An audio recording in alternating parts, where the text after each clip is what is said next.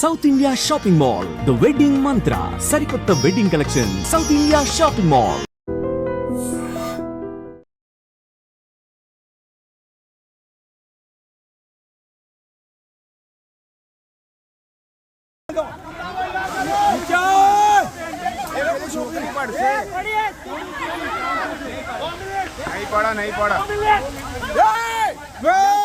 మొన్న 12వ తారీఖున అహ్మదాబాద్లో జరిగినటువంటి ఈ ప్లేన్ ఇన్సిడెంట్ ఎవ్వరు కూడా మర్చిపోరు. ఎందుకంటే అతిపెద్ద ఇన్సిడెంట్ ఇది. ఎందుకంటే అందులో ప్రయాణిస్తున్నటువంటి 242 మందిలో అంటే క్రూ కావచ్చు, అందులో ఉన్నటువంటి ప్యాసింజర్స్ కావచ్చు, అందరూ కూడా ఫస్ట్ ఏమేం చేశారంటే అందరు కూడా చనిపోయి ఉంటారు అని. కానీ ఒకే ఒకడు మృత్యుంజయుడుగా బయటికి నడుచుకుంటూ వచ్చిండు, సీట్ నెంబర్ 11A. ఆయన ఒక్కైన తప్పించి పూర్తిగా ఆ బోయింగ్ విమానం, ఎయిర్ ఇండియాకి సంబంధించిన బోయింగ్ విమానం 787 పూర్తిగా బీజే మెడికల్ కాలేజ్ మీద కుప్పకూలడం, పడిపోవడం అయితే జరిగింది.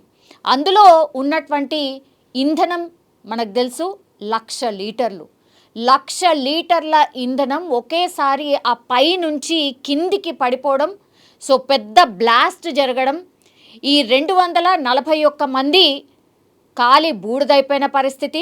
అట్లాగే ఈ బీజే మెడికల్ కాలేజ్ మీద ఈ విమానం పడింది కాబట్టి అప్పుడు లంచ్ టైం, ఎందుకంటే 1:42 ప్రాంతంలో ఈ ఇన్సిడెంట్ జరిగింది. అప్పుడు చాలామంది పాపం మెడికోస్ వాళ్ళ లంచ్ టైం కాబట్టి చాలామంది అక్కడికి వచ్చి లంచ్ చేస్తున్నారు. వాళ్ళకు తెలియకుండానే ఈ జూనియర్ డాక్టర్స్, సీనియర్ డాక్టర్స్ అందులో కాలి బూడిదైపోయినరు. 35 or 36 మంది అని ఒక లెక్క.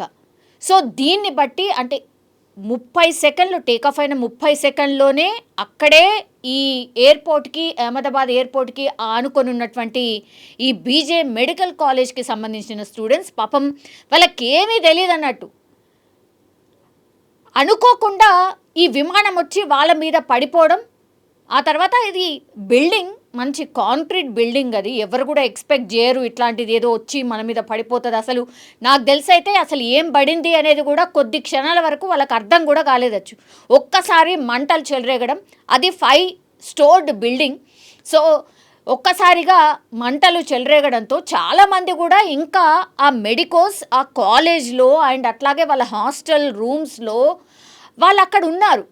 ఒక్కసారిగా ఈ బ్లాస్ట్ ఎంత పెద్ద సౌండ్ వచ్చింది, తర్వాత మంటలు చెలరేగడం, ఇదంతా కూడా అర్థం కాని సిచ్యువేషన్లో దాని నుంచి ఎట్లా ఎస్కేప్ కావాలి అన్న దాంట్లో మనం చూస్తున్న ఈ వీడియో వైరల్గా మారిపోయింది. బికాస్ అందులో ఈ మెడికల్ స్టూడెంట్స్ బయటకి అంటే ఆ బిల్డింగ్ పైన 2nd floor, 5th floor, 3rd ఫ్లోర్కి సంబంధించిన పిల్లలు ఎవరైతే ఉన్నారో, మెడికోస్ ఎవరైతే ఉన్నారో అక్కడి నుంచి ప్రాణాలని కాపాడుకోవడానికి దుంకే ప్రయత్నం చేస్తున్నారు. ఈ వీడియో ఇప్పుడు వైరల్గా మారిపోయింది. ఆ క్షణాన నిజంగా అసలు బతుకుతామా లేదా తెలీదు. ఆ 5 ఫ్లోర్డ్ ఆర్ 3 ఫ్లోర్డ్ 2 ఫ్లోర్డ్ పైనుంచి దూకితే ఏమైపోతామో తెలీదు, ప్రాణాలు ఉంటాయా తెలీదు, పోతాయా తెలీదు. కానీ అప్పుడున్నటువంటి ప్యానిక్ సిచ్యువేషన్లో ఇది తప్పించి ఇంకా ఏం తోచదు ఎవరికైనా. ఒకవైపు ఏమో పూర్తి స్థాయిలో మంటలు అట్లా స్ప్రెడ్ అవుతూ వాళ్ళు ఉన్నటువంటి రూమ్ దాకా వచ్చేస్తున్నాయి. కొంతమంది దూకాలా వద్దా, అసలు ఇక్కడ ఉంటేనేమో ప్రాణాలు పోయేలాగా ఉన్నాయని వాళ్ళకి అర్థమవుతుంది. ఎందుకంటే మంటలు వ్యాపిస్తూ వస్తున్నాయి. అంత 1,00,000 లీటర్ల ఇంధనం మండిపోతుంటే డెఫినెట్లీ ఆ ఇంధనంతో ఒక్కొక్క రూమ్ అట్లా అంటుకుంటూ చాలా మట్టికి ఆ హాఫ్ ఆఫ్ ద బిల్డింగ్ని అట్లా ఆక్యుపై చేస్తూ వచ్చింది. ఎందుకంటే రెస్క్యూ టీం రావడానికి కొద్దిగా టైం పడుతుంది కదా. సో బ్లాస్ట్ జరిగినప్పుడు ఈ పిల్లలు ఎవరైతే ఉండనో వాళ్ళు కాపాడుకోవడానికి ఏమీ అర్థం కాకుండా వాళ్ళ రూమ్లో ఉన్నటువంటి కర్టెన్సో, బెడ్షీట్సో వాటిని అటాచ్ చేసి కిందికి అట్లీస్ట్ ఒక 2 ఫ్లోర్స్ వరకైనా ఆ బెడ్షీట్ పట్టుకొని కిందికి దిగచ్చు. ఆ తర్వాత దూకొచ్చు. ఇక కాలో చెయ్యో ఇంకేమవుతుందో, ఇరుగుతుందో, పోతామో ఉంటామో తెలియదు.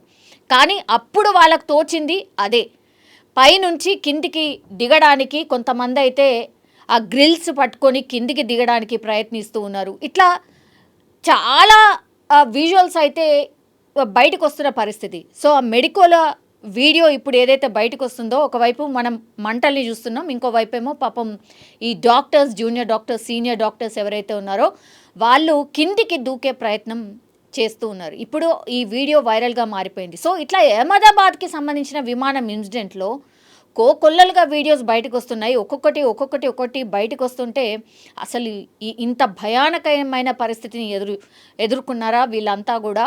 ఈ బీజే మెడికల్ కాలేజ్కి సంబంధించిన స్టోరీస్ అయితే కోకొల్లలు అనుకోవచ్చు. ఎందుకంటే ఇంకా కూడా పాపం వాళ్ళ మృతదేహాలు దొరకట్లేదు.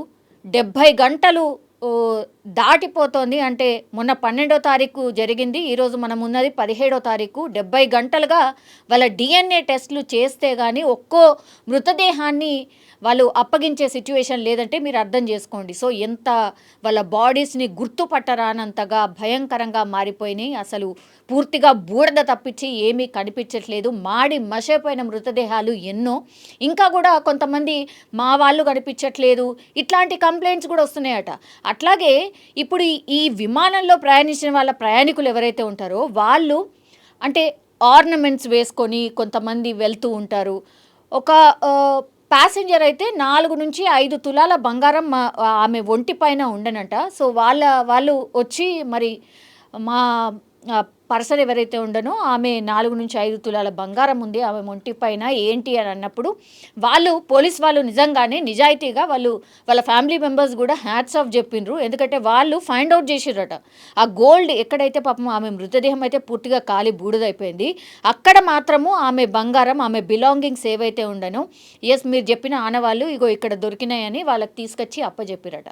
సో ఇదొక రకంగా మంచి పరిణామమే. కానీ ఇట్లా ఎంతోమంది ప్యాసింజర్స్కి సంబంధించిన గోల్డ్ మిస్ అయింది. మా వాళ్ళు ఇదేసుకున్నారు అదేసుకున్నారు అది పెట్టుకున్నారు ఇది పెట్టుకున్నారు వాళ్ళ దగ్గర ఇది ఉండే అది ఉండే ఇట్లా చాలా కంప్లైంట్స్ వస్తున్నాయట.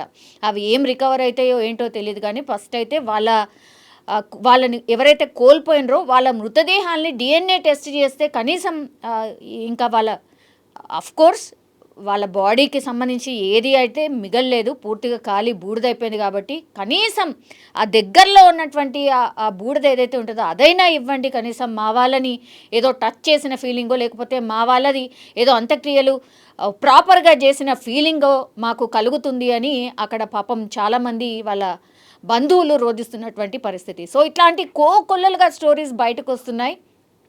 36 మంది పాపం ఈ మెడికోలు చనిపోవడం ఒక ఎత్తు అయితే ఇప్పుడు 241 మంది ఎవరైతే చనిపోయినరో వాళ్ళ బంధువుల ఆర్తనాదాలు కూడా అంతా ఇంత కాదు అని కూడా చెప్పొచ్చు. నిజంగా ప్రస్తుతం ఉన్నటువంటి సమాజం దేనికి ప్రయారిటీ ఇస్తుంది? ఆర్థిక సంబంధాల చుట్టూ మాత్రమే తిరుగుతోంది. మళ్ళీ ఎన్నికలంగానే చాలా విరక్తి కలుగుతాను. మంచి అనిపిస్తుంది కదా, లేడీస్ కూడా ఛాలెంజింగ్ జాబ్స్ చేసినప్పుడు చాలా బాగుంటది. ట్రాఫిక్ అసిస్టెంట్స్ గా నియమించిన ట్రాన్స్జెండర్స్ అందరితో సాల్యూట్ చేయించుకుంటున్నారు. ఫుడ్ డెలివరీ ఇవ్వటానికి వెళ్ళినటువంటి డెలివరీ బాయ్ అనిల్ పై కళ్ళ ముందు పెళ్ళండి